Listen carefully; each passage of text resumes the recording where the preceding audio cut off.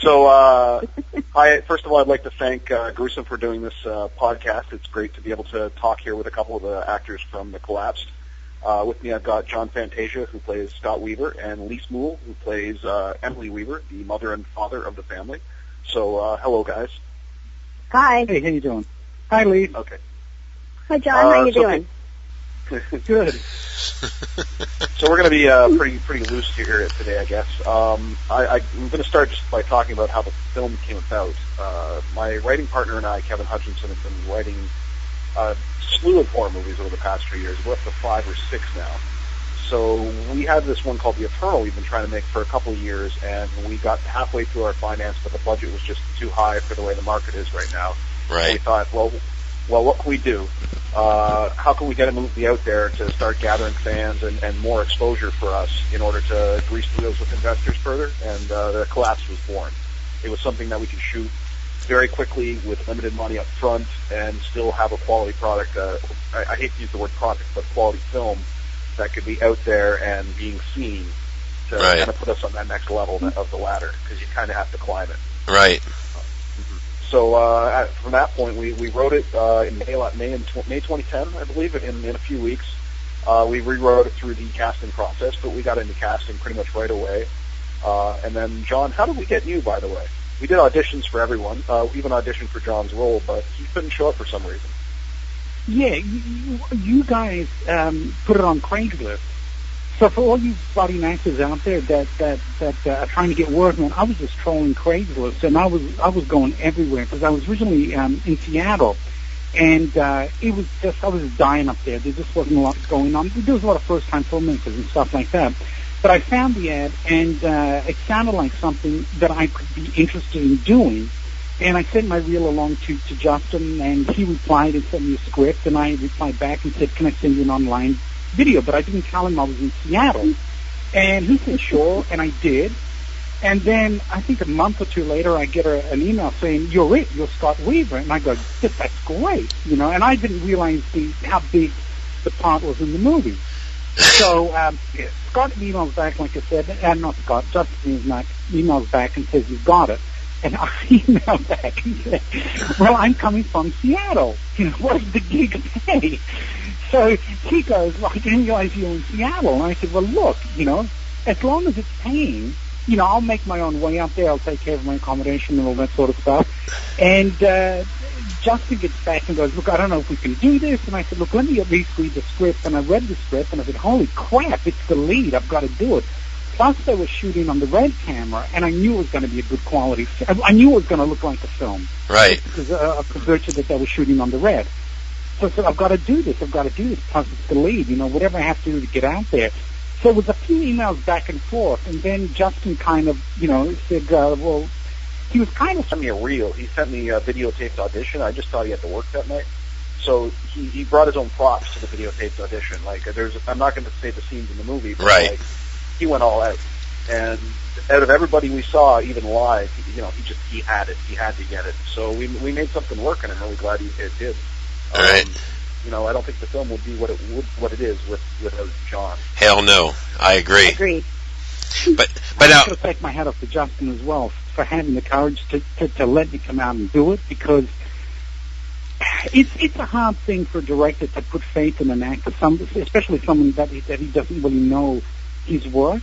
Right. And Justin had that faith in me, and I'm glad it worked all the way around. It was great casting, all that sort of stuff. So, we all got on well together, Elise, me, and Steve, and Ross and stuff. So I think it worked out well. I'm glad Justin's happy, and I think we've got a really good product to show for it. Well, and Lise was in the regular casting, and she was just the best we saw, and she did quite well in the movie. I really enjoyed her performance. She's kind of got this frazzled, sort of on edge feel to her the whole time. Like, I don't know, little shell shock maybe. Lise, how did you approach it? Yeah, that's sort of the way I approached it. Is when the movie starts, they're already on the run. So they've been through some stuff already, and I figured, she's not going to be Susie Cheerful. She's been through a lot. She's kind of shell-shocked. Her life is disintegrating around her, the world is disintegrating around her, and how would somebody deal with that? Well, there's different ways people deal with it, but I don't think it would be an unusual reaction that people would just sort of be numb. And that's sort of the approach that I took, is that this is how she gets through it, is by just sort of insulating herself in herself and just trying to get better is the characters in the movie. They're all lovable characters, the mother, the father, the daughter, and the son. And I think that connection right there really makes the film succeed even more. Because you see, the movie has real-life family issues, if you know what I mean. I'm not going to say too much. But, Lise, I fell in love with you when I first saw you in the film. I mean, when I say love, I mean your acting ability, and just I knew the performance that you're going to perform in the movie is going to be matchable to your husband, But same to you, a very good performance in this movie. Very good. Thank you so much. Well, I think I just wanted to sort of address that, is that, I mean, the core cast, the family members, we got along so well off screen. I mean, it was really a great shoot. I mean, we all had a really good time. We had a chance to do a few rehearsals, so we had a chance to get to know each other before we showed up on set. And I think that really made a difference, don't you, John? I think so. Yeah, we got together in what was that supermarket? The Loblaw superstore. Supermarket? Yeah. Oh, the Loblaw. Okay, there's like a little restaurant thing in the Loblaw. That makes sense. Yeah. Yeah. And that's what we got together. Aisle 6. We sat over coffee. Yeah. And then really we met our actor space. Yeah, and then we met our kids over at a bar. Jeez. Yeah. Well, I mean, that's got to be right. That's what you do when you see family, right? You drink. Every family reunion I've been to has been like, I don't know, enabling 40 alcoholics. Oh, brother. I'm kidding. My family's going to listen. I'm joking.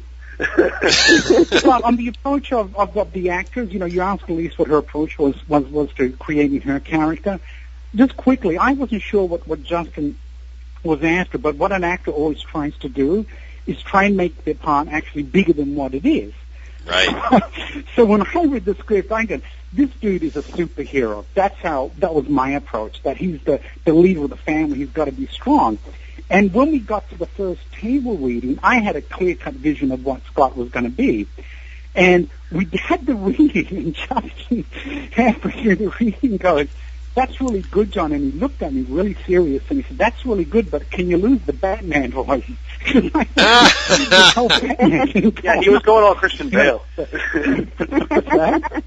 No, it was good, though. John's process was actually refreshing for me, because I remember we went to this bar, Betty's or something downtown, and we sat down with the entire script, and he had, like, notes on all the dialogue, and like, I'd rather say it like this, and then we discuss it, and the reasons why we do this, and that's a refreshing approach to me, and I don't see, a lot of directors don't let actors comment on anything, but I like to make a film more like it's a community. I'm not Terrence Malick. I'm not, Right. I'm just starting out, and if I close my ears and my mind off to everybody else around me, then I'm a fool.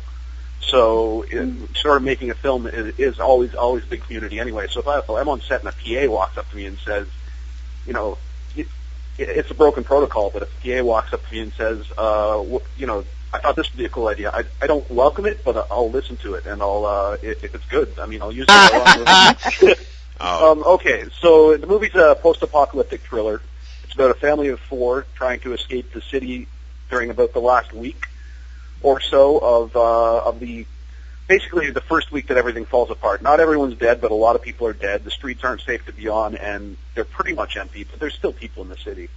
They want to leave the city and get to the small town they used to call home, called Dover's Bend, where their other child, their third son, may still be alive. So they decide that they better take to the forest and stay away from populated areas in order to avoid other survivors, because there's danger there. Then there's another element that I'm not going to say much about, but let's just say there might be something else in their way. Right. That something else, might be, inhuman in some way, shape, or form. Right. And now the woods that was shot at. Now, where was that at? There's this really great 100-acre horse ranch north of the city called Magic Morn. I guess I'll throw a shout out to that. It's massive, massive property with tons of different forest looks. And the further you go back, it gets deeper and deeper and more poison oak filled, but deeper and deeper. And so you can see miles of trees back there, and it just, it's a million different looks. So we shot a lot of the forest stuff, or most of it, right on that one piece of property, and all the barn and farm stuff as well. But then there was the hunting camp scene, which is at my family's hunting camp north of the city in Coe Hill. So we were all over southern Ontario for different looks. Getting a bit of feedback here. I'm hearing myself. Oh, it's done. It's over. Yeah, it does every now and then. It's weird. But one thing I will say... We had a lot of different looks and the same mosquitoes everywhere we went. It's Ontario. It's all the same mosquitoes. We have the same type of cockroach and the same type of mosquito no matter where you go. Nice. But no, one thing I will say, I don't know if you heard my reviews. I think I might have said it in the review. I'm a big horror fan when it comes to woods. And I love that woods thing in horror movies. There's something about it. Growing up I'm an 80s horror child, 80s hair metal guy. So much of it in the 80s took place in the forest because, a lot of it was just like an economical choice. They're cheap to shoot in, basically. Right. It's a big piece of property. You can do anything in the woods. You don't need, you can shoot a lot of stuff in natural light if you shoot it during the day. But, I love the forest too. And a lot of the way we shot the woods, I basically told my DP, the B-roll we get, I want it to look like a BBC Life nature documentary, and then we're going to make it creepy.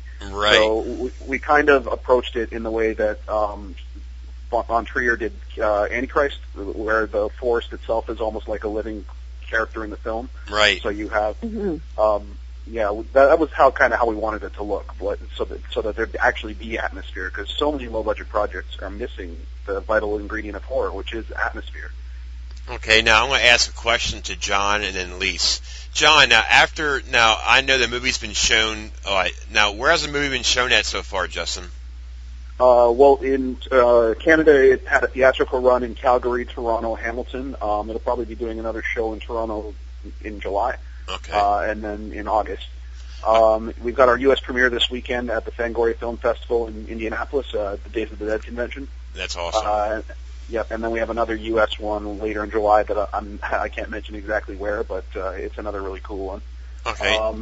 But so publicly, that's about it, and it's also playing on Super Channel in Canada right now. Nice. Now, John, since he said that, now has your life changed a little bit since the people who have seen the movie? I mean, as far as fan mail, I mean, it might sound like a dumb question, but has your star power jumped up a little bit? Well, are you familiar with IMDb credits? Well, or IMDb.com? Yeah, or anything like any. Did you get any mail about No, I didn't get any mail, but my star status, the highest I got was like 68,000, which isn't bad for an indie movie because of the collapse. But I haven't received any mail. I haven't received any great works of opera, great offers for work and stuff like that. But I've just actually relocated down to Los Angeles. That's where I am right now, in L.A.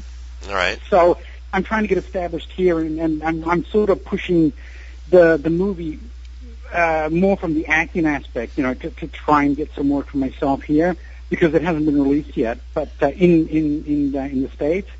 But you keep doing what you're doing, and it's tough. It's not easy. There's people down here that have got a lot of credits, a lot of film work out, and they're struggling to get work. Right. It's always one of those things that you look for a vehicle that's right for you. Right.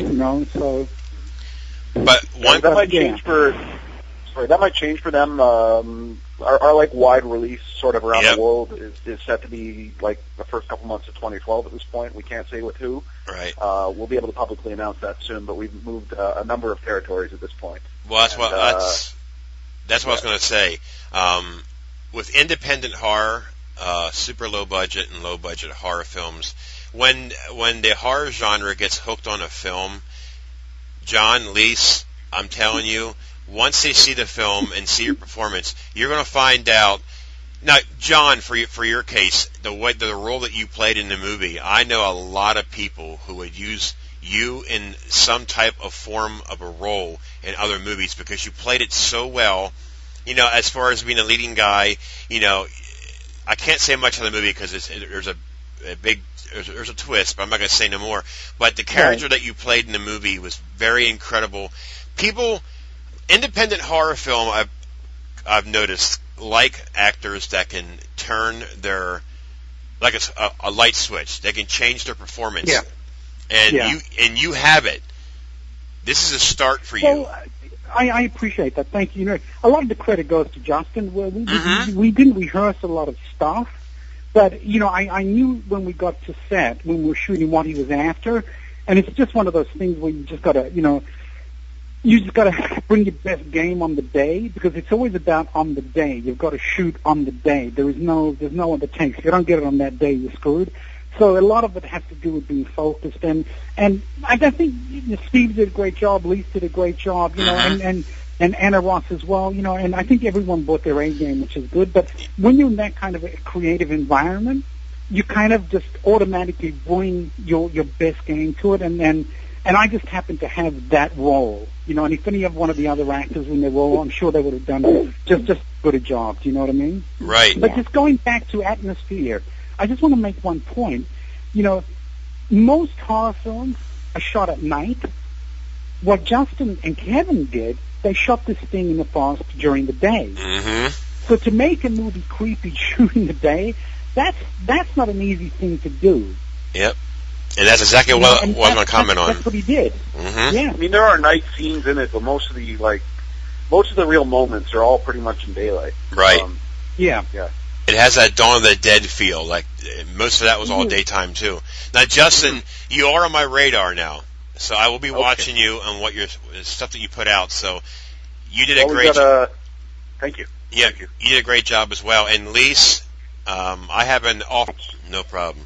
And it was truly a labor of love. I mean, that relationship you see on film, I mean, it was real. We all got along so well, and Justin just created this wonderful environment where we just, I think we all did our best work.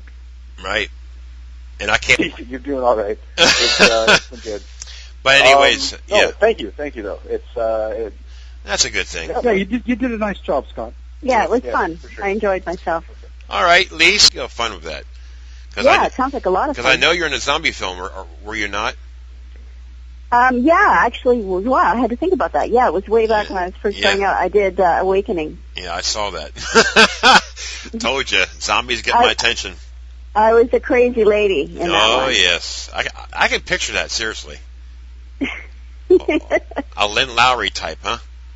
Yeah, it was a lot of fun. They kind of let me go wild, and I did. All right, well, thanks, everyone, for coming on.